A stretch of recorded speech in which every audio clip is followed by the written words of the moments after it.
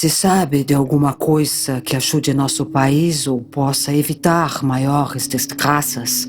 Ou se está vagando por aqui por ter deixado algum tesouro enterrado, como dizem que os mortos costumam fazer?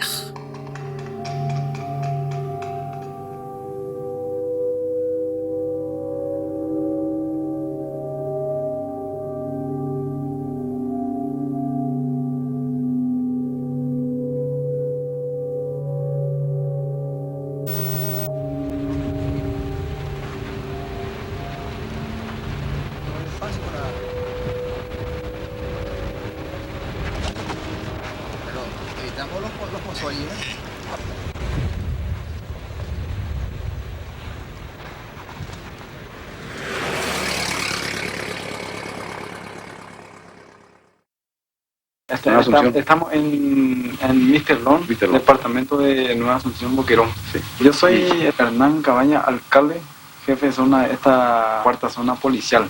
Sí. Y como estábamos hablando de cuestiones paranormales, sí, es que efectivamente se suceden cosas inexplicables. 3 hombres quedaron atrapados tras desmoronarse un pozo de más de 40 metros de profundidad. Estaban buscando plata wiwi.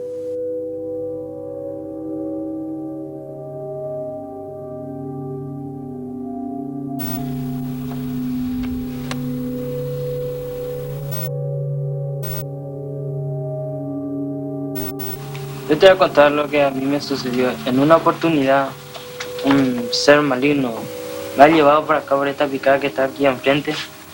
Una noche yo ya me fui a acostarme. Ahí afuera estoy durmiendo y después me hipnotizó y me llevó.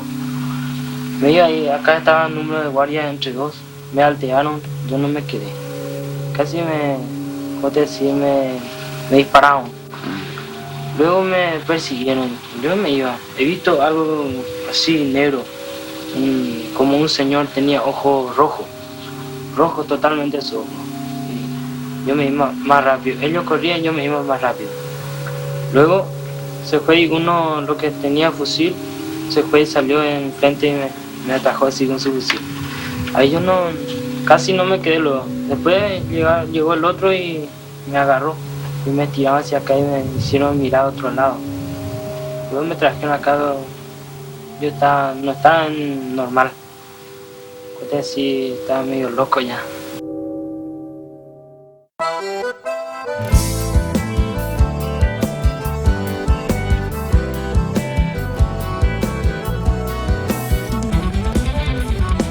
El mariscal López ordenó al vicepresidente Domingo Francisco Sánchez que inicie la evacuación de la ciudad de Asunción en la noche del 21 de febrero de 1868. Esta tarea incluyó supuestamente el entierro del tesoro público que existiría en un lugar llamado Depósito Central. Que me había hablado del famoso plata y wiwi, de los entierros, que generalmente dicen que es en la época de López, ¿verdad? Porque es algo muy popular en Paraguay. La leyenda cuenta, son tesoros escondidos en la época de la guerra de la Triple Alianza. Es muy largo y muy profundo hablar sobre la plata y vivir o sobre el tesoro escondido o sobre los entierros. En la tradición aquí en el Paraguay le decimos entierro, en guaraní plata y vivir. En este campo de la búsqueda de los tesoros no existe la sensatez. Hay una fe ciega, un fanatismo así enfermizo. Yo he estado entre alguna de esa gente y realmente no quiere escuchar nada que contradiga las predicciones que ellos ya hicieron. E essa lenda me lembrou muito uma lenda muito corrente no meu Nordeste, que é a lenda das botijas. As notas e as moedas eram amarradas no saco de couro e enterradas quase sempre perto de algumas árvores. Quando essa pessoa que morreu queria contar para outro onde estava a botija, ela aparecia em sonhos para a pessoa e dizia para ir desenterrar a botija. Cada evento desses que supostamente tem acontecido um enterro, certamente alguém pereceu tragicamente ali. Se produjo aproximadamente a las 11 de la mañana de este domingo, cuando 3 hombres se encontraban dentro y terminaron atrapados.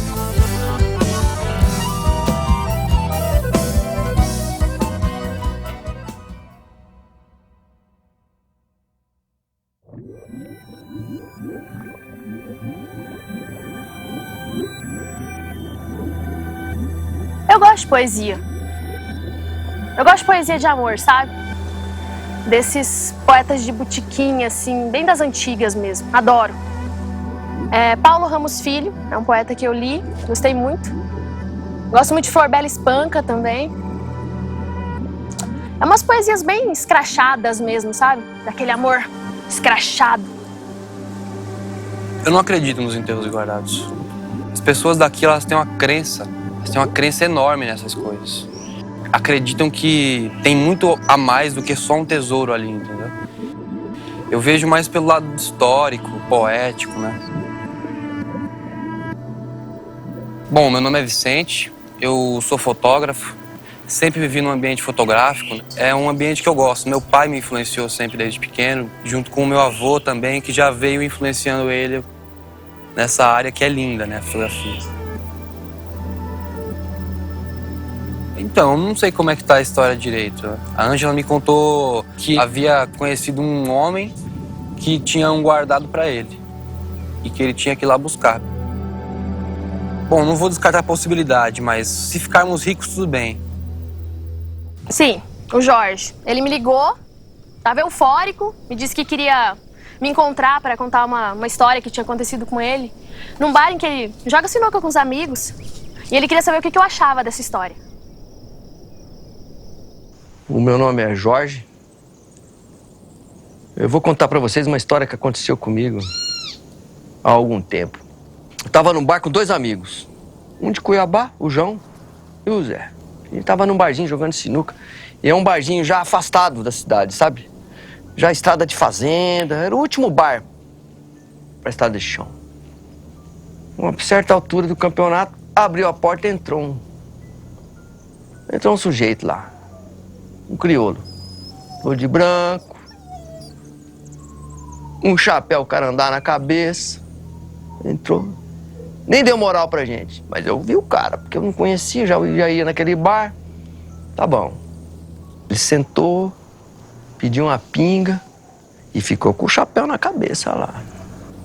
O Barba, que é dono do bar, tem uma coleção de pimenta lá e tem a Premium, que ninguém aguenta aquela pimenta. E ele gosta de tomar cerveja nas custas dos outros. Ele aposta que a pessoa não vai conseguir. Ele apostou com o João. Ô, João, você não é comedor de pimenta sua? Então é o seguinte, ó, se você conseguir comer um salgado com essa pimenta aqui, eu te pago 2 litrão. Na hora o João aceitou. Falou, não, vou comer, eu vou ganhar 2 litrão desse cara aí. E pá, chamou o salgado, pá, deu a primeira mordida, já envermelhou. Ficou vermelho, não aguentou comer. Parou ali mesmo, pá. E a gente tirando uma na cara dele nisso. O cara lá na balcão já levanta e fala, ó, eu como essa pimenta aí. Se vocês me pagarem 2 engradados de cerveja. Na hora a gente já pegou a grana um do outro, já fizemos ali uma... E o cara lá, ele só falou isso e ficou quieto, sentado lá. Aí arrumamos uma cerveja, colocamos na bancada e falamos, então vem aqui comer. Ele levantou, pegou o copinho de pinga dele, sentou na nossa mesa, tirou o chapéu, pôs na mesa e começou a comer a pimenta pura. Ele levantou e sentou no balcão. Me deu até vontade de ir no banheiro. Entrei no banheiro. Na hora que eu tô saindo, dou de cara com o sujeito. Pensei, vou tomar uma facada, né? Pôs a mão no meu ombro, me olhou nos olhos e falou assim, eu não vim aqui comer pimenta, eu vim te trazer uma mensagem. Eu vou falar pra você aonde tem um enterro. Você sabe o que é isso? Você vai pegar essa estrada e vai pra tal lugar. Me indicou certinho aonde que tinha o tal do enterro. Só isso? Ele falou, não. O mais importante é você levar alguém com você que vai ficar lá substituindo o guardião do enterro. Quando eu me toquei, o cara tinha sumido. Eu saí na frente do bar, não tinha mais ninguém. Em quem eu pensei? A gente se encontrou, a gente marcou, ele foi na minha casa pra me contar essa história. E ele me falou desse cara, que ele tinha conhecido num bar. E ele perguntou pro cara se o cara era o demônio, se o cara era o diabo. Jorge, Você acha que o diabo, com tanta coisa pra fazer, ia aparecer logo pra você, num boteco? E eu ainda questionei com ele. Mas quem mandou você? Calma. Você vai saber. Olha, eu não acredito. Mas o povo fala muito, né? Nunca vi nenhum, e nunca vi ninguém que tirou, falar que tirou, mas o pessoal conta que é um enterro que tira, né?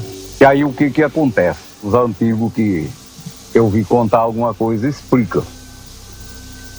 Que o dinheiro era moeda em ouro, né? Libra. Se ia comprar uma boiada, o preço de um boi era uma libra. Uma libra era uma moeda, né? O dinheiro era ouro. Então, esses caras que enterravam esses ouros, no tempo da guerra, o cara morria, o ouro ficava enterrado. Ninguém sabia onde estava, só o cara, o dono que sabia. E ele morria onde ficava o enterro. Que é segundo a história que contam, né? Eu conto ela assim, conforme eu ouvi os mais velhos contar. Nunca vi no livro, nunca estudei, nunca procurei, tá? Todas as pessoas com as quais eu conversei, elas argumentavam que esses enterros, esses guardados, esses tesouros, eles estavam aqui por conta desse episódio da Guerra do Paraguai. Do ponto de vista histórico, isso é factível, porque quando da invasão paraguaia, os bugres, os índios que trabalhavam, que viviam junto da economia dos fazendeiros, dos pioneiros daqui, eles vieram avisando sobre as invasões das forças paraguaias. Então todo o ouro, todas as moedas que essas famílias porventura tivessem, eles poderiam colocar em pote, em caixas de madeira e enterrarem e guardarem em locais seguros. Os soldados paraguaios que por aqui, né, na região de Jardim, Bonito, Niuaque, circularam, conta-se, né, até hoje que tinham essa iniciativa de trazer consigo em suas bolsas de guerra tesouros que eram enterrados aos pés das figueiras e que com o desenvolver das batalhas nem sempre eles tinham depois, né, a chance de voltar para resgatar esses tesouros. Quando eu estava lá no Mato Grosso, eu ainda consegui falar com algumas pessoas que fizeram referências a essa lenda. Sou estudioso de Lampião e se conta que na região do Raso da Catarina, no sertão da Bahia, que é uma região desértica, há quem diga até hoje que vê Lampião andando a cavalo e procurando suas botijas lá, que ele teria enterrado muito ouro, muito dinheiro nessa região. Mas são lendas que revelam esse lado mítico que a gente tem e que faz parte da história também, é interessante, né? Tem muitas histórias curiosas do Paraguai, da Guerra do Paraguai, que depois acabam se tornando mitos. Todos sempre querem alguma coisa. Cada palavra pulsa em minha cabeça. Onde estão os dobrões, as libras, os enterros de pedras preciosas? Ele as enterrou num pé de jatobá.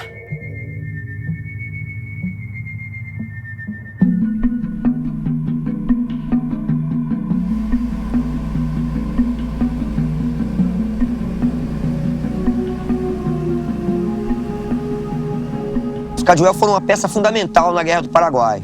Eles têm uma característica que os difere, como etnia, de todos os outros índios do Brasil. O idioma que eles falam é um idioma único em todas as raças de índios brasileiros. Eles sempre foram cortejados pelo Império, inclusive assinaram um tratado de paz com o Império Brasileiro, porque eles eram índios que possuíam uma afinidade muito grande com os cavalos. Então eles cobriam grandes territórios do Pantanal montados a cavalo e conheciam esses territórios como a palma da mão. Talvez sem a presença dos cajuel na guerra, é bem provável que ela tivesse um outro fim.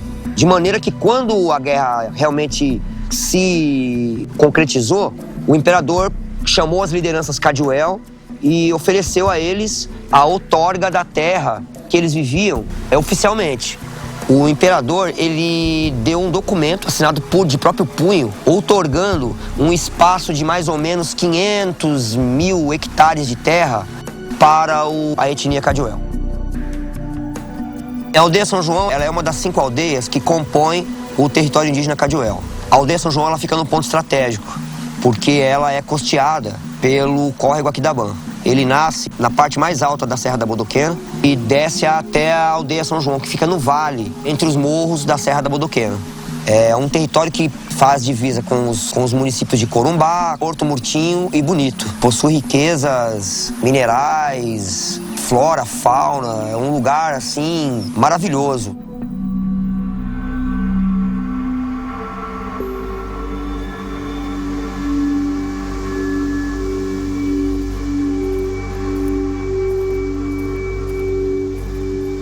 Eu fui morar junto com a minha família no território indígena Caduel, na aldeia São João. Isso foi em 2002, para minha esposa poder se incorporar à equipe de professores que na época trabalhava lá. Numa oportunidade, nós fomos almoçar na casa de uma família. Permanecemos lá o dia todo.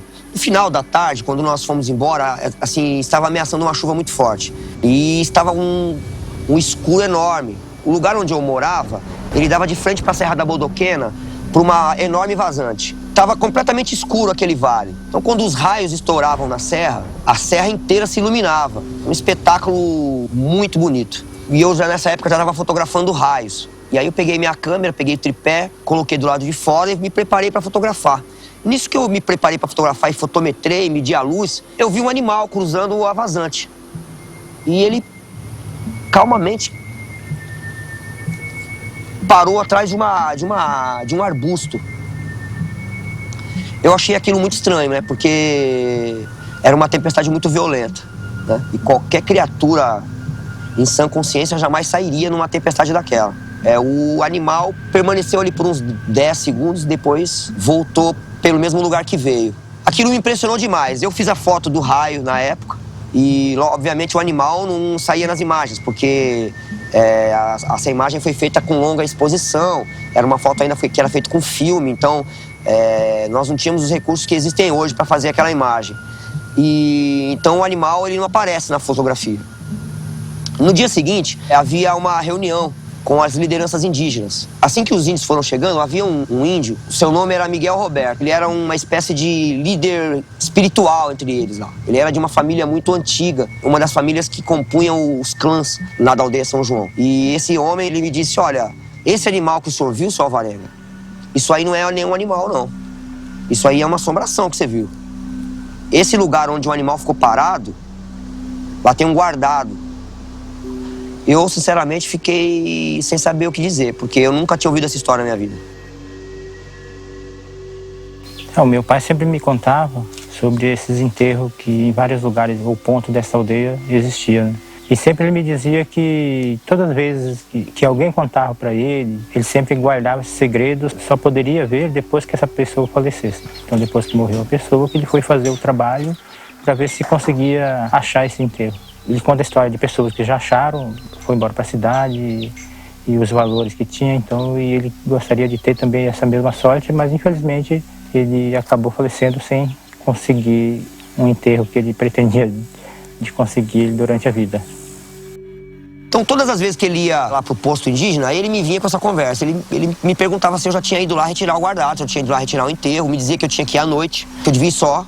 E que eu me preparasse porque eu ia passar por algumas provações. Durante a escavação eu ia encontrar animais, eu ia ouvir vozes, eu ia ouvir barulhos de cavalos e insetos e coisas do tipo.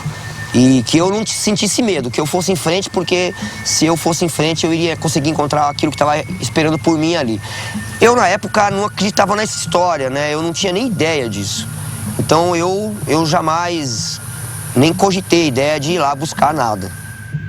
Que esse enterro era companheiro dos soldados, guerreiros da época da guerra, né? Era o corpo do soldado ou do guerreiro lá junto com esse valor. Por isso que às vezes aparece um barulho, ou vê esse vulto. Eles imaginavam que era uma pessoa que estava lá cuidando desses valores que ficou guardado nesse enterro. O que a gente vê aqui pela história dele, inclusive nas fazendas, a gente vê bastante aquelas cápsulas de 762, aquela grandona. Então, quando passava a máquina assim para derrubar as árvores, a gente via bastante aquelas cápsulas. É a prova que existiu guerra mesmo. Lá em Jardim existe o cemitério dos heróis.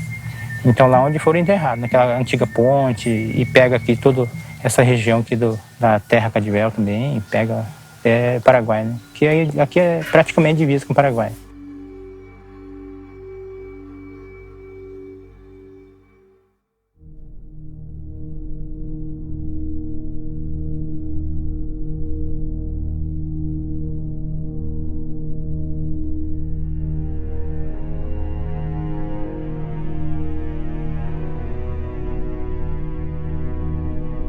O soldado ele pode não entender do momento do desencarne. Ele está ali em combate, ele pode levar um tiro, pode ser um tiro letal, fatal, ele morrer imediatamente.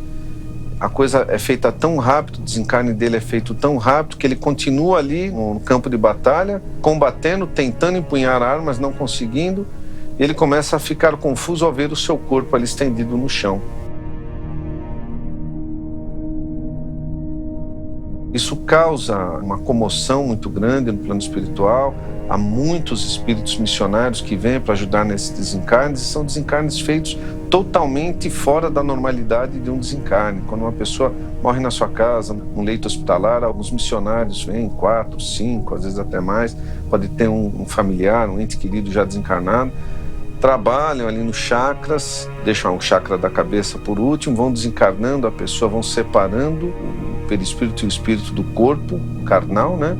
Por último, tira a cabeça, permitem às vezes para esse espírito que ele veja o desencarne, veja o corpo ali, para ele começar a aceitar, permitem às vezes ele ficar no velório, no enterro, depois o levam, né?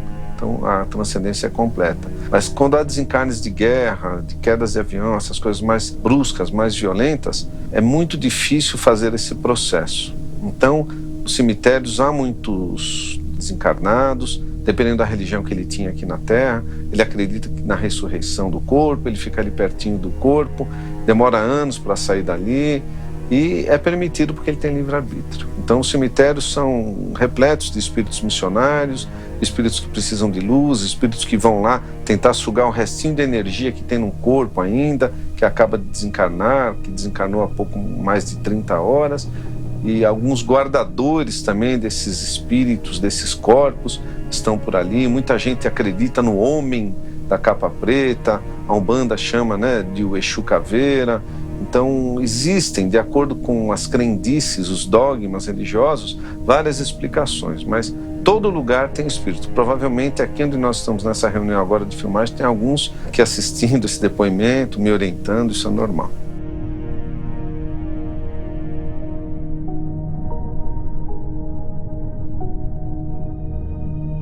Estávamos eu, Marcos Lopes, que é o fotógrafo que viajou comigo entre Mato Grosso e Paraguai, e o Capitão Matos, que era o nosso guia e é um pesquisador do assunto, é um militar da reserva lá de Bela Vista, né?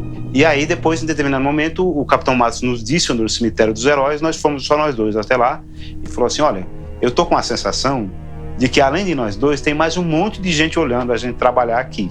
Aí eu brinquei com ele, falei, de certa forma tem mesmo, olha, quantas pessoas que morreram aqui, né? Então aquilo ficou uma coisa engraçada, porque eu também tive um pouco essa sensação, eu acho que com ele foi mais forte, de ter outras pessoas nos assistindo lá. Tenente Matos, então, nos mostrou uma espingarda que ele conseguiu da época da Guerra do Paraguai, e ele disse que encontrou essa espingarda lá na região de Nandepá, onde aconteceu o grande combate, que se tornou o cemitério de Bela Vista. Dias depois, ele falou que, como ele é espírita, ele fez uma oração, fez um agradecimento para aquela pessoa que seria dona daquela arma. Ele disse que alguns dias depois que ele conseguiu essa arma, ele teve um sonho em que aparecia um soldado, e esse soldado dizia para ele que era o dono daquela arma, que tinha usado aquela arma no combate. E agradecia por ele ter recuperado a arma e pedia para ele cuidar bem da arma. E aí eu resolvi colocar no livro uma foto que ele aparece de costas segurando essa arma, e ele está exatamente em frente ao monumento que lembra esse combate. Na base desse monumento está escrito Nhandepá, aos que se foram em Guarani.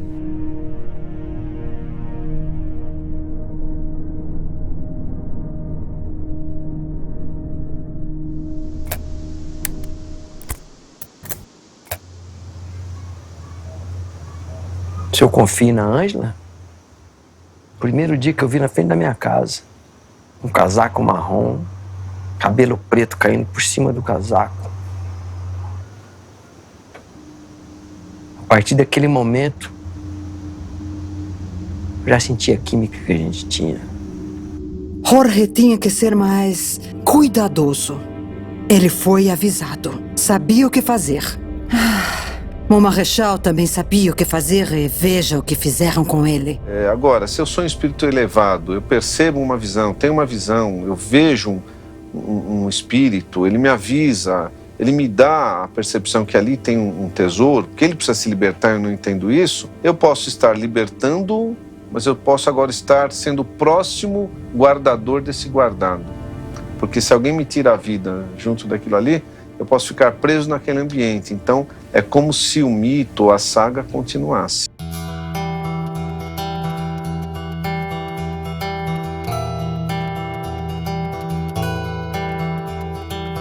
Não é uma questão de acreditar ou não nessa lenda dos guardados. Mas tem coisa que acontece só uma vez na sua vida. O cavalo ele só passa encilhado na sua frente uma vez só. Se você não pegar ele, dessa vez, talvez tenha sido a única da sua vida. E essa era a nossa chance, a chance de chegar lá e ficar com a grana. Pegar essa bolada e vazar.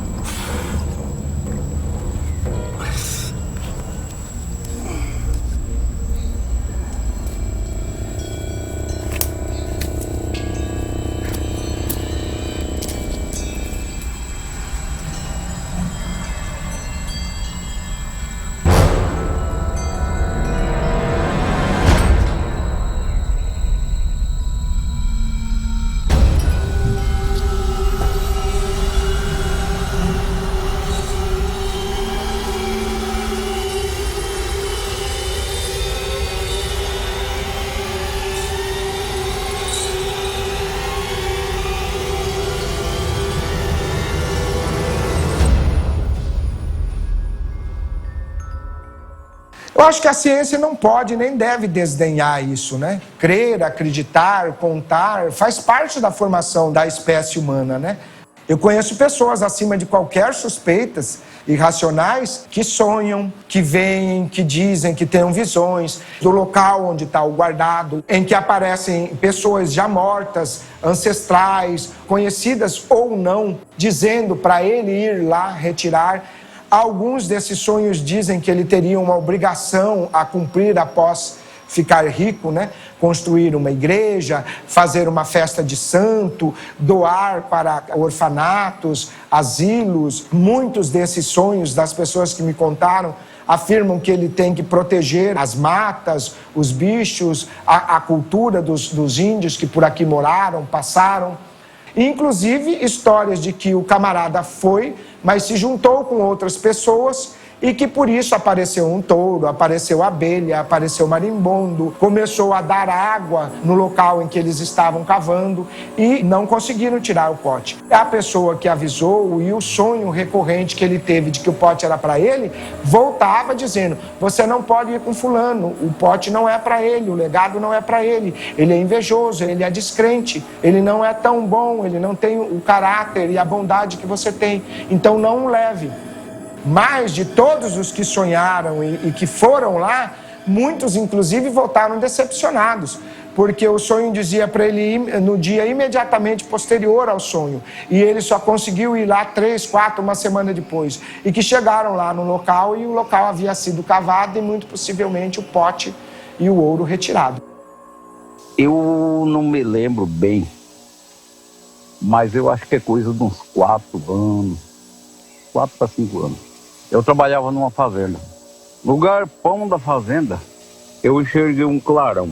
Coisa mais linda do mundo, sabe? Levantou assim, foi, depois voltou de novo. Tipo um fogo azul, uma coisa assim. Mas eu não dei moral para aquilo. Eu não sei, eu não sou muito fã de acreditar nesse negócio de guardado. Eu acredito que tem um guardado sim, mas eu não acredito que tem essa tal de visão que veio. Para mim pode ser qualquer outra coisa. Olha, tem uma história. Até a finada minha mãe falava isso, e eu não falava. Diz que é onde morre um cavalo, conforme o tempo bater, levantar um clarão e descer de novo. Sabe? Então, não sei. Aí o povo fala, né? Não, isso aí é sinal que tem um enterro, uma coisa assim. Então...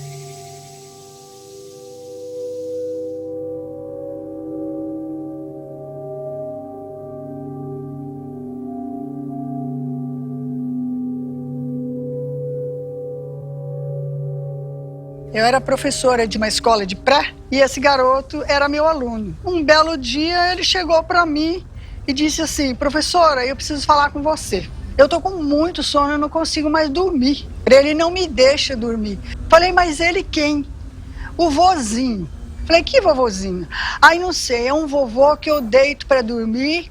Ele tem uma barba bem grande assim na cintura, bem branca. Ele é bem velhinho, ele tá com uma roupa branca, ele tá com um vestidão branco. Aí ele fala para mim que ele tem um guardado, ele quer que eu descanse ele. É para mim dar esse guardado para alguém que eu goste bastante, porque para mim ele não pode dar, porque eu sou criança. Isso aí foi mais ou menos em 53, 54 por aí. Eu vi aquele vulto sem cabeça, um lençol branco, eu via bem que é uma pessoa de pé, mas eu não via a cabeça. Ele parou bem no pé de uma aroeira, na beira da estrada. Ele vinha reclamando e não dava para entender o que ele falava. Olha, pode ser a indicação de um guardado, pode ser um espírito que perdeu a cabeça, foi decapitado, e ele plasmou somente o corpo. Mas a visão nossa também, né, enquanto encarnados, ela é muito moderada. Talvez não tenhamos condições de ver a realidade daquele plasma, ou não tenha energia suficiente do espírito para plasmar o corpo inteiro. O patrulheiro estava em serviço aplainando a estrada antiga que ligava Jardim a Porto Murtinho, nas imediações hoje do cemitério da cidade, em que ali teria tido o enterro ou da época do Guia Lopes ou do filho do Guia Lopes, assassinado pelo cunhado, o Clemente Barbosa, que é meu bisavô. Ele tinha uma amante índia, uma bugra, que morava perto da ponte do Cachoeirinha. E ele guardava alguns dobrões de ouro num pote sob o piso de madeira que ficava na passagem da sala para a cozinha. O guardado teria ficado ali enterrado quando eles mataram o meu bisavô, pegaram a índia, tentaram por todas as vezes encontrar esse pote, mas não teriam encontrado. E esse patrulheiro, inadvertidamente, a estrada teria sido construída em cima.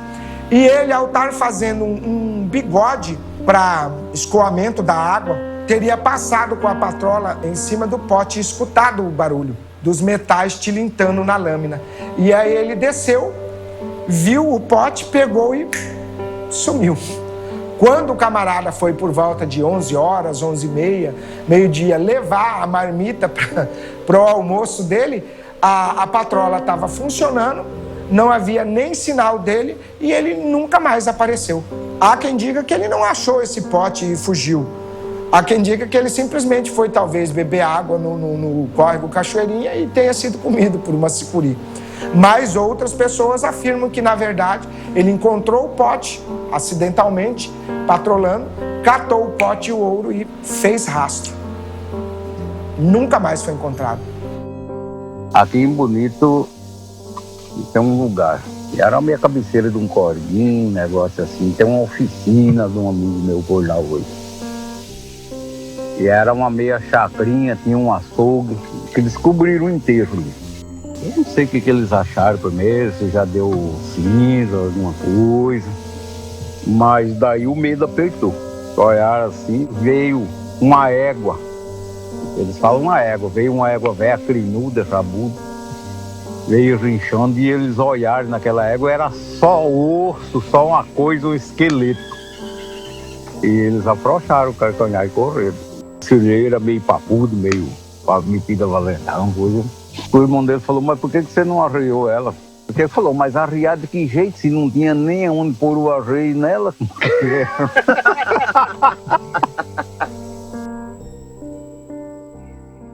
Era entre aqueles 3 pés de bocaiúva que estavam guardados. Aí tá, combinou meu pai com meu avô pra gente ir. Meu pai levou umas ferramentas, levou uma pá. Aí eles começaram a cavar ali aquele lugar. Foi saindo uma terra, uma coisa estranha, parece piche. Conforme eles começaram a cavar, aí começou a ver aquele vento, aqueles raios, aqueles estalos que davam assim, que pá, pá, aquilo que parecia um... Aí os velhos começaram a ficar preocupados com aquilo, não, vamos embora daqui. E pra mim aquilo não era nada, você tá entendendo? Os velhos ficaram desesperados, os dois ali, com aquele barulho, com aquela coisa. Mas pai, eu não tô vendo relâmpago, eu não tô vendo nada. Tá sim, sai daí porque a gente vai morrer tudo. Do que nós passamos, aquela cerca, que saímos assim, que atravessamos, como atravessar a rua assim, acabou tudo, não viram mais nada, não tinha relâmpago, não tinha chuva, não tinha árvore voando, não tinha nada, acabou tudo. Mas não quiseram voltar comigo lá, nenhum dos dois não quis voltar comigo, de jeito nenhum. Aí quando foi na segunda-feira, chegou na escola, o menino chegou na escola, me procurou e disse, pois é, professora, você não quis o guardado, né, professora? O seu fulano foi lá e pegou. Que esse senhor, ele passava por ali, mas quando ele foi passando, ele ouviu uma voz. Quando ele ouviu aquela voz, ele virou assim, ele viu que aquele fogo muito bonito levantou ali. Que diz que os guardados têm essa chama assim de fogo, assim. O senhor imediatamente foi lá no local e cavou e achou. Era um tacho cheinho de ouro, cheinho de libra esterlina, de barras de ouro. Tinham dentro 4 litros de garrafa de diamante junto naquele tacho ali, do guardado. Tornou-se um grande fazendeiro no Paraguai. Ele era paraguaio, ficou rico realmente, ficou muito rico. Só peguei essa barrinha aí que o menino guardou para mim porque foi mandado ele guardar para mim. O vozinho que ele dizia, ele disse que falou para ele, em tal lugar assim vai ficar um símbolo e você dá para sua professora para ela guardar de lembrança. Mas a riqueza não vai ficar com ela, porque ela levou pessoas lá, ela não podia levar 2. Ela só vai ficar com aquele símbolo para ela guardar de lembrança minha, disse que falou para o menino. Aí o menininho pegou e levou e me entregou, que é isso daí. É isso aqui que ele entregou. Levou e me entregou, falou, tá aqui, professora. E aí que tem as iniciais do Lopes, Francisco Solano Lopes.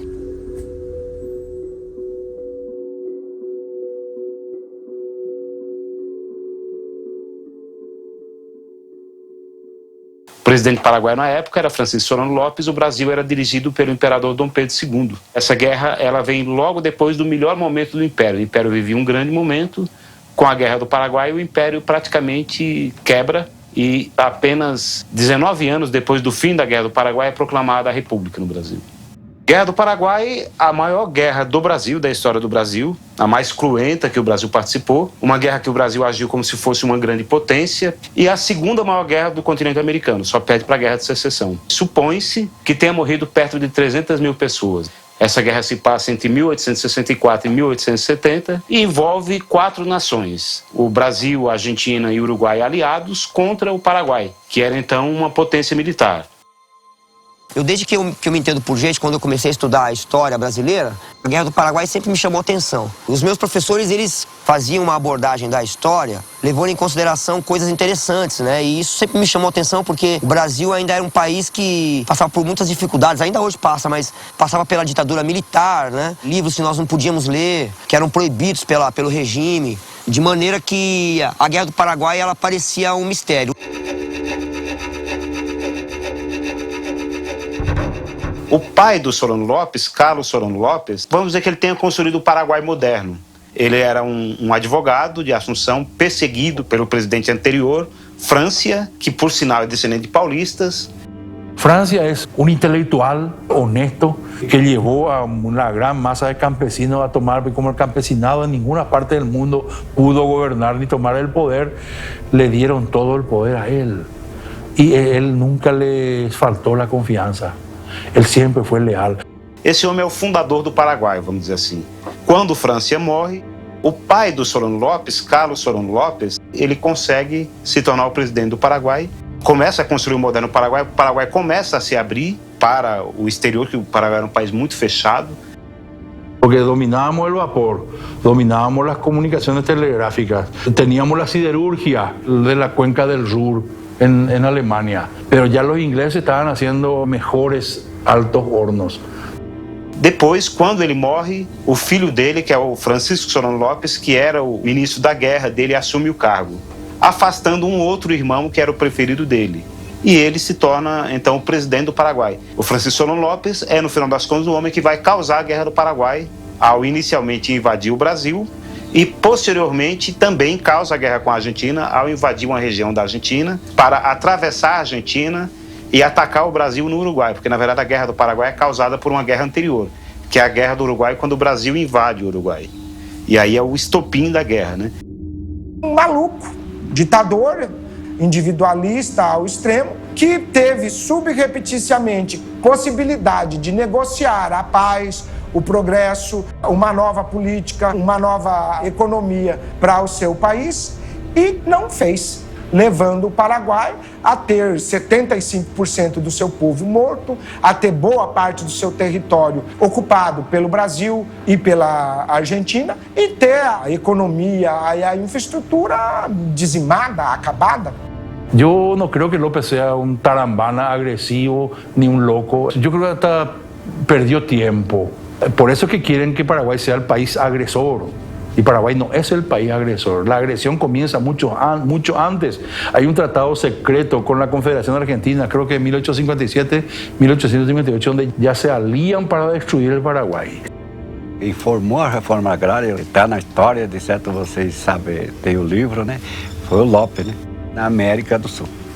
Então, o que ele fazia? Fazia a plantação dele e enchia e levava a vender lá para a Norte América, para os americanos. E de lá ele trazia esse dinheiro.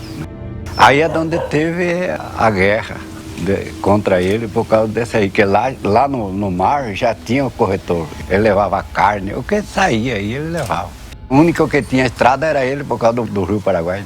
Es por eso que Paraguay puede entrar rápido en un proceso de industrialización que yo creo que asustó. Si pasaba 20 años, iba a ser una potencia mediterránea.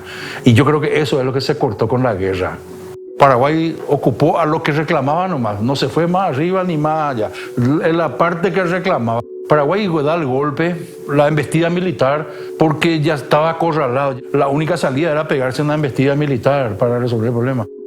Os livros oficiais falavam que Solano Lopes era um tirano.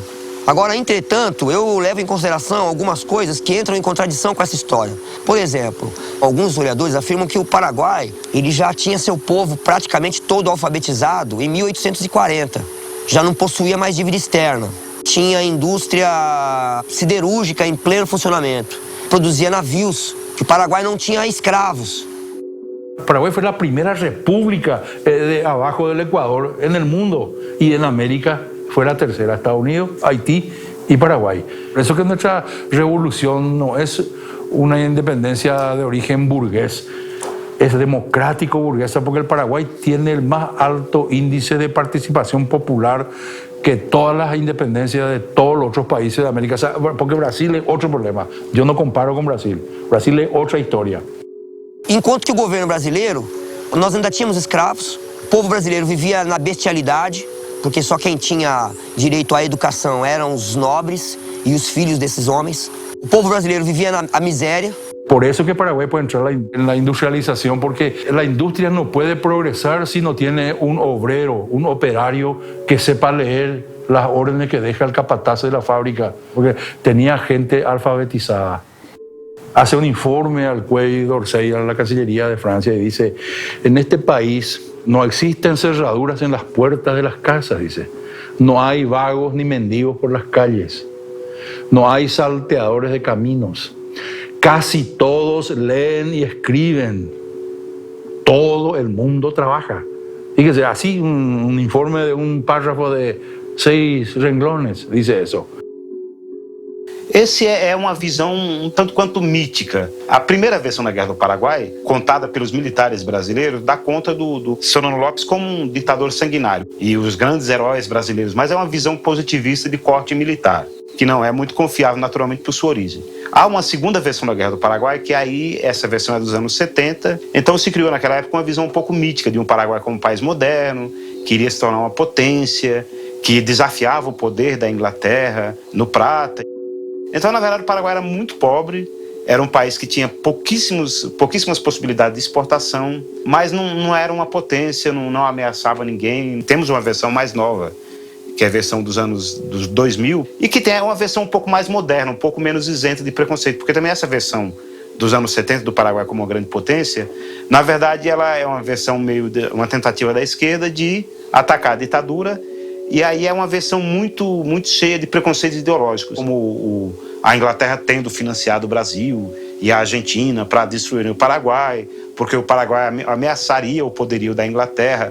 Puxa, na verdade, a Inglaterra mal sabia onde ficava o Paraguai. Se alguém fosse ameaçar a Inglaterra, talvez fosse o Brasil ou a Argentina.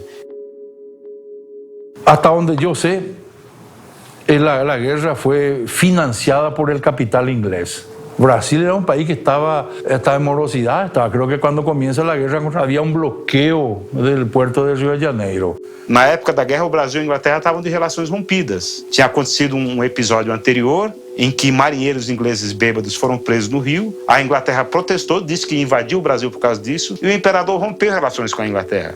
E na época da guerra, exatamente, a Inglaterra manda um diplomata para pedir desculpas ao governo brasileiro. As desculpas são aceitas e os países reatam, mas na época da guerra.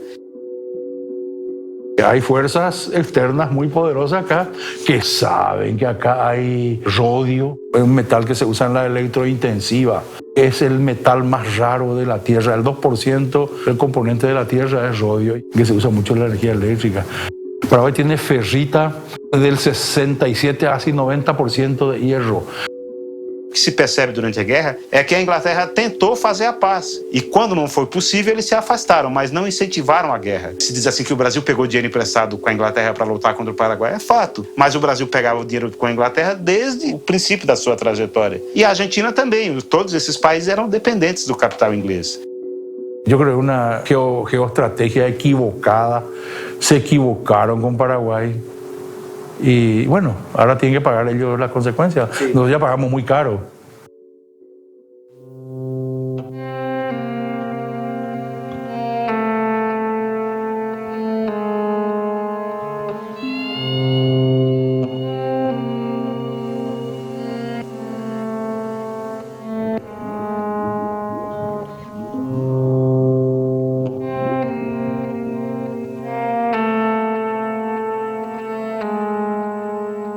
Eu e irmão Marechal nos conhecemos num cabaré.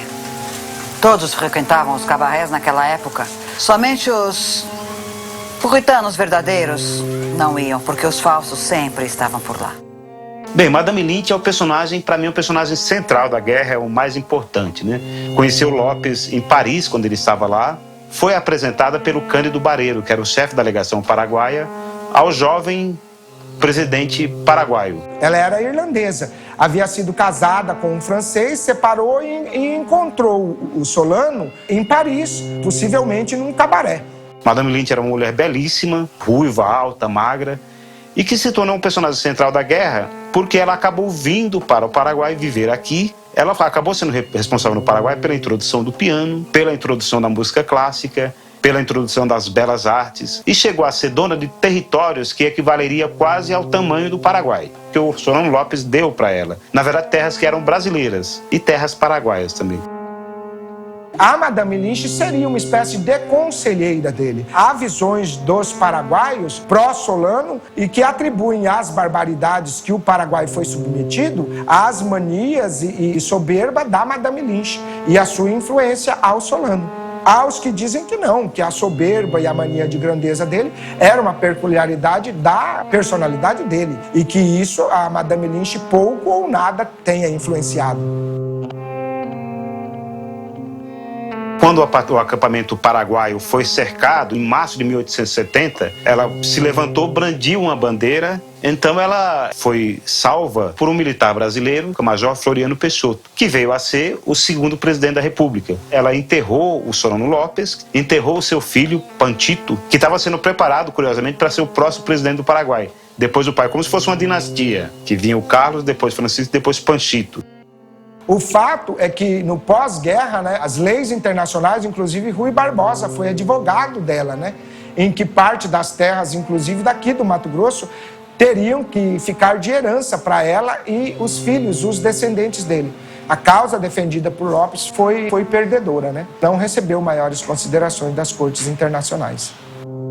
Depois, a família acaba sendo exilada no primeiro ato do governo provisório, que se instala no Paraguai, e ela morre em Paris, na miséria, numa situação difícil, uma situação financeira difícil, e é enterrado no cemitério de Père-Lachaise, perto do túmulo do Oscar Wilde. Muchos dicen que Stroessner era totalitario. Stroessner con todo su poder no le pudo meter a la señora Lynch en el Panteón de los Héroes. Está en un lugarejo ahí en la Recoleta.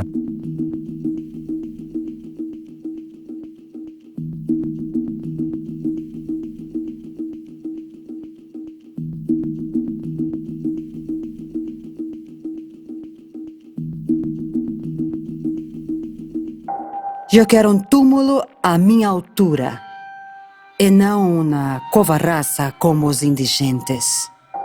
Eu sou a Imperatriz del Plata.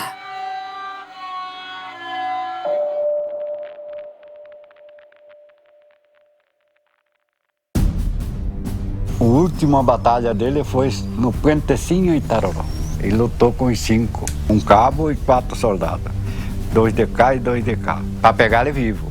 Aí ele aluitou com esses 5, o cabo querendo pegar e os 4 soldados com meia trava. E ele só de espada. Ele passou num baiano, a espada bem embaixo do capacete de aço. O baiano só destravou o mosquetão e torou ele no meio. O soldado foi fuzilado junto com ele, o soldado brasileiro. Aí acabou a história da guerra. Yo creo que fue un asesinato. La cuestión era matarlo. Hay demasiados documentos que prueban que el emperador ponía dinero para que se lo mate. Pero parece que López recibe un lanzazo en el bajo vientre y un sablazo acá y lo matan por la espalda con un tiro. López tardó en morir porque yo conozco el arroyo ese donde el Aquidavani, no es Aquidavani, ese no es un término guaraní, un término mbayá, caduveo. Ese es un arroyo, un curso de agua muy frío, agua fría. Cuando López se metió en el agua fría impidió el rápido desangrado. Él ya no tenía un sable, tenía un espadín ceremonial, estaba así él.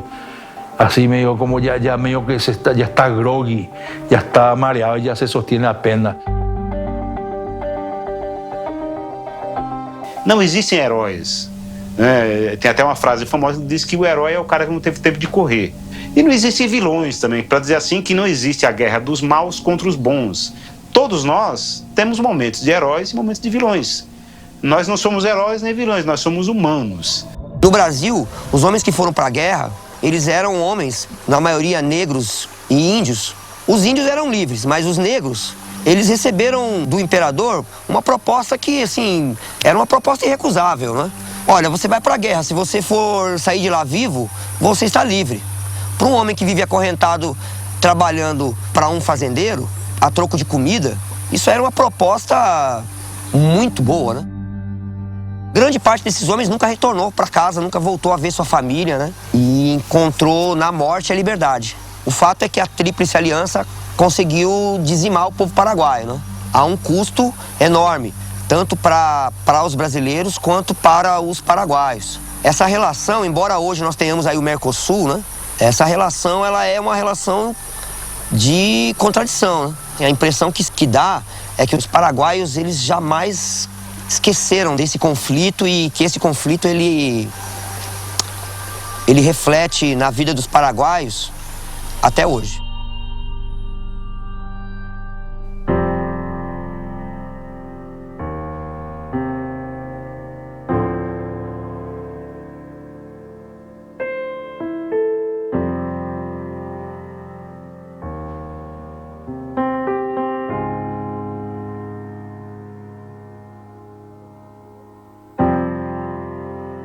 Alguns dias atrás nós chegamos de Mato Grosso do Sul, né? Chegando de lá, nós fomos procurar algumas pessoas, autoridades, e aí fomos procurar o cônsul. É interessante foi falar sobre a arquitetura da cidade. Ele nos disse que a arquitetura da cidade ela só não havia sido transformada porque a economia havia sido paralisada por conta da guerra, o que provocou uma estagnação econômica, né? Usando uma expressão popular, há males que vêm para bem, como se a guerra tivesse um lado positivo do ponto de vista de conservação histórica.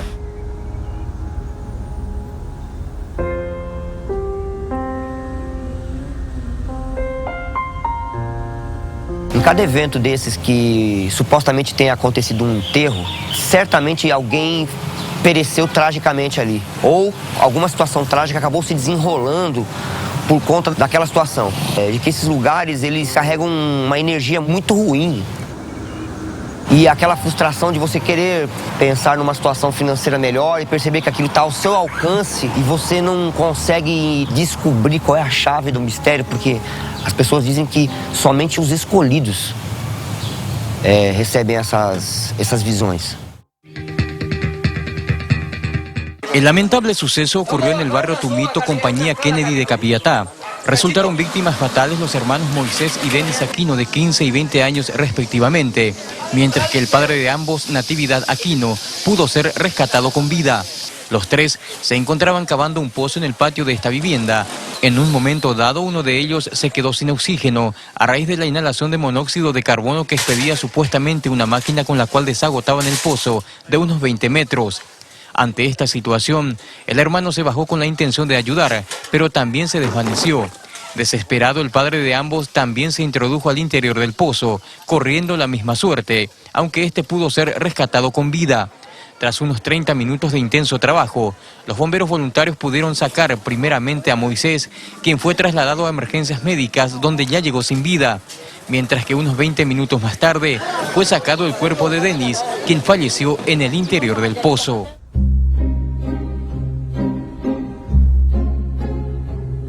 No era para él. Sacó fulano.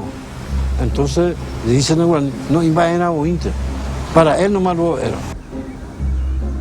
Y acá en el Paraguay hay mucha tradición, hay muchas manifestaciones físicas. Por ejemplo, una jauría de hormiga grande que no para de salir. Una fila de calavera que va pasando por el lugar. Fila de calavera va pasando por el lugar. Hay otros que dicen que sienten y escuchan el galopar de muchos caballos, grito.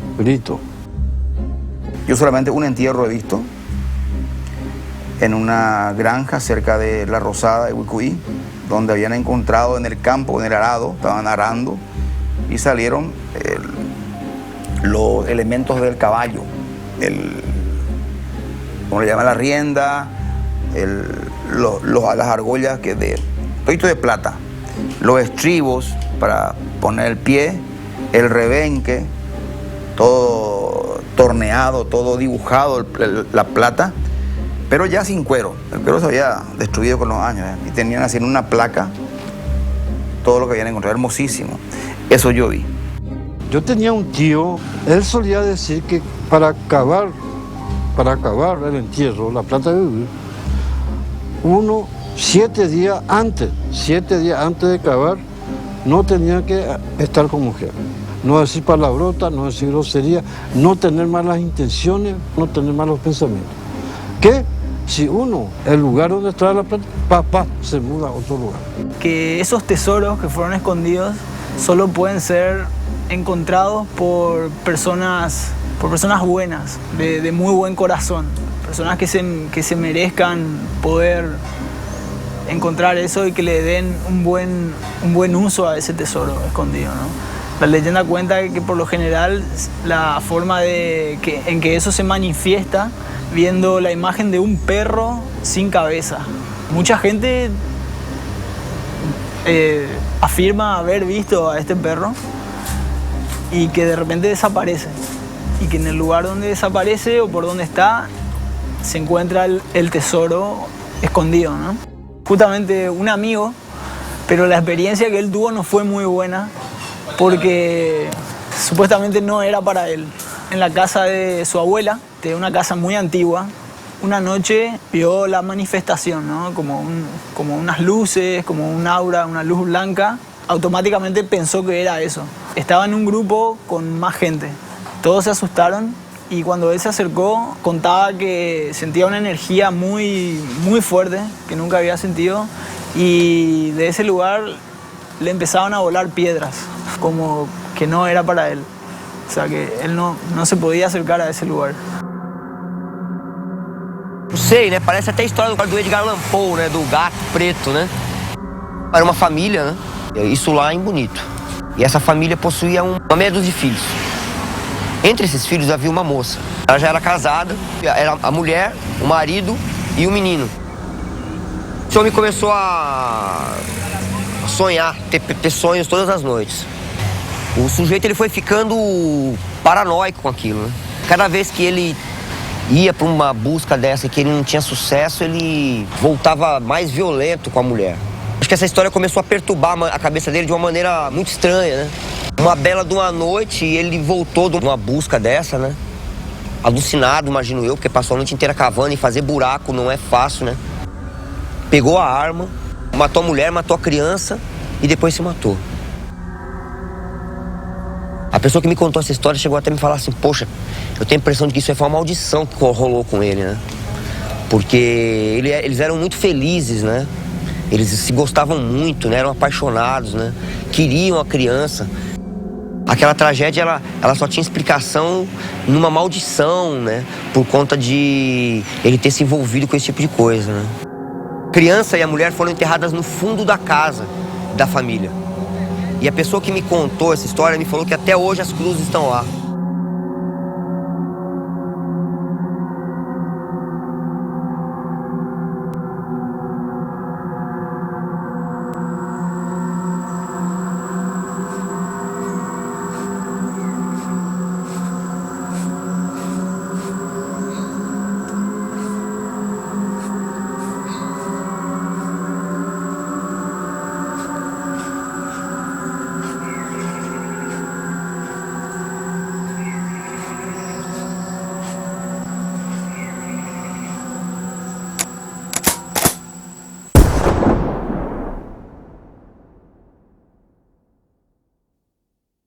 A carcaça de Jorge e Vicente apodrecem na serra de Bodoquena belamente.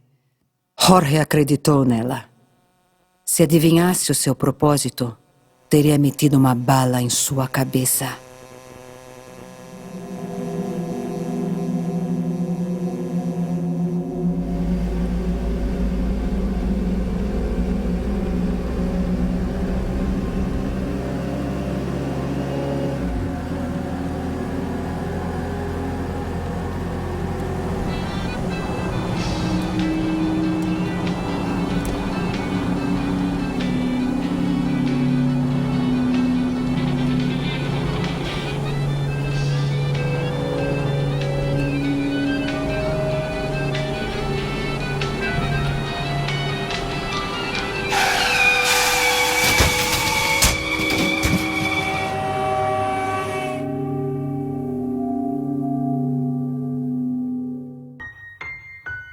O guardado, como diz vocês, o guardado existe mesmo. E eu não tenho por que dizer que não existe.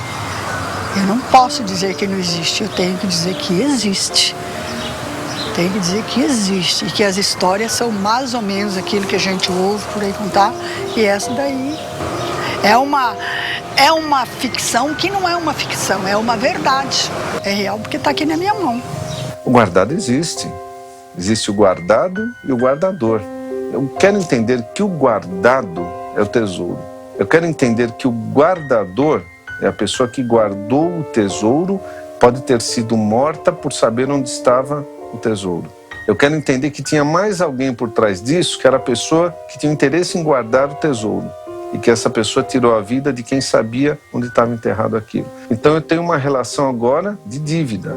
Do dono do tesouro, do guardador e do guardador que depois desencarnado ficou ali de oficial de guarda, tomando conta daquele local. Então o guardado existe sim.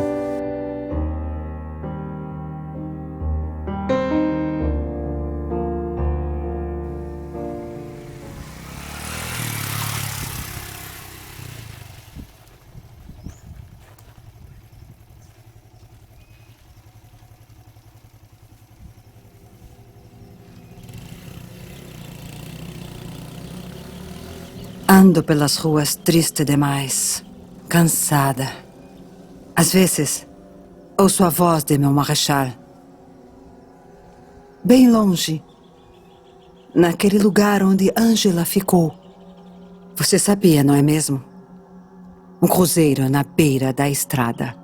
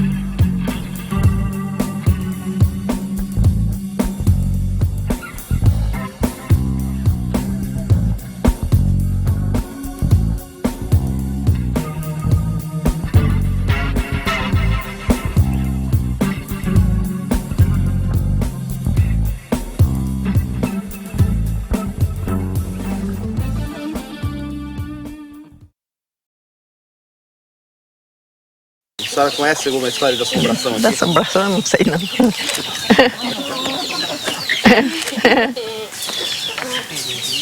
Saci Pererê, essas coisas? Esse tem, subiava aqui.